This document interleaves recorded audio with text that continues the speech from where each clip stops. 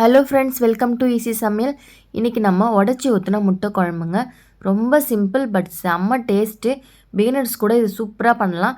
வாங்க இதை எப்படி பண்ணலான்னு பார்க்கலாம். இது பண்ணுறதுக்கு ஒரு அடிகனமான பாத்திரம் எடுத்துக்கலாம். இதில் தேவையான அளவு நல்லெண்ணெய் சேர்த்துக்கலாம், இல்லைன்னா கடலெண்ணெய் சேர்த்துக்கலாம். கூடவே தேவையான அளவுக்கு கடுகு, பெருஞ்சீரகம் சேர்த்து நல்லா பொரிய விட்டுடலாம். இப்போ இது கூடவே நல்லா குட்டி குட்டியாக கட் பண்ணி வச்சுருந்த 3 பெரிய வெங்காயம் சேர்த்துக்கிறேன். நல்லா இதை வதக்கி விட்டுக்கலாம். இது கூடவே நம்ம தேவையான அளவு உப்பு சேர்த்துக்கலாம்.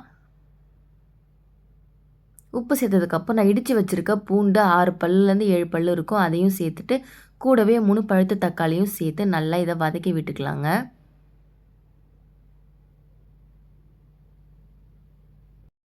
இது கூடவே 1/2 ஸ்பூன் அளவுக்கு மஞ்சள் தூள் சேர்த்துடலாம். சேர்த்துட்டு இப்போ குழம்பு மிளகாத்தூள் இது வீட்டிலே அரைச்சது, இது 3 ஸ்பூன் அளவுக்கு நான் சேர்த்துக்கிறேன். கூடவே க்ளீன் பண்ணி வச்சுருக்க கருவேப்பிலை ஒரு கைப்பிடி அளவுக்கு சேர்த்துட்டு நல்லா வெங்காயம் தக்காளி கூட இந்த மிளகாத்தூள் நல்லா வதங்கி பச்சை வாசனை போகிற அளவுக்கு நம்ம நல்லா வதக்கி விட்டுக்கலாங்க. இப்போ நம்ம தண்ணி சேர்க்க போகிறோம். நான் 3லேருந்து 4 பேர் அளவுக்கு நான் குழம்பு வைக்கிறேன். உங்களுக்கு எந்த அளவுக்கு குழம்பு வேணுமோ அந்த அளவுக்கு தண்ணி சேர்த்துக்கோங்க. நான் 3 டம்ளர் அளவுக்கு தண்ணி சேர்த்து இப்போ நல்லா மிக்ஸ் பண்ணி விட்டுக்கலாம். மிளகாத்தூள் எங்கேயாவது கட்டியாக இருந்தால் இந்த ஸ்டேஜில் அதுவும் நல்லா உடஞ்சி கரைஞ்சி வந்துடும். இப்போ நமக்கு 5 மினிட்ஸ்க்கு அப்புறம் இந்த மாதிரி குழம்பு கொதிக்க ஆரம்பிச்சிருச்சு. 5 to 10 மினிட்ஸ் ஆகுது குழம்பு நல்லா கொதிக்கணும், நம்மளோட மிளகாத்தூள் பச்சை வாசனைலாம் போகிற அளவுக்கு. இப்போ ஓரத்தெல்லாம் எடுத்து விட்டு நல்லா கொதிக்க விட்டுடலாம். இப்போ பாருங்கள், நம்மளோட குழம்பு சூப்பராக கொதிச்சு ரெடி ஆகிடுச்சு.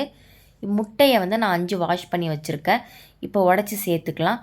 முட்டை சேர்க்கும்போது குழம்பு கொதித்து முடித்து நிறுத்துறதுக்கு ஒரு 5 மினிட்ஸ்க்கு முன்னாடி தான் சேர்க்கணும். ஏன்னா முட்டை ரொம்பவே சீக்கிரமாக வெந்துடும். இப்போ ஒரு முட்டையாக உடச்சி உள்ளே சேர்த்துக்கலாம். கேப் விட்டு அங்கங்கே உடச்சி விடும்போது முட்டை நமக்கு முழுசாக கிடைக்கும்.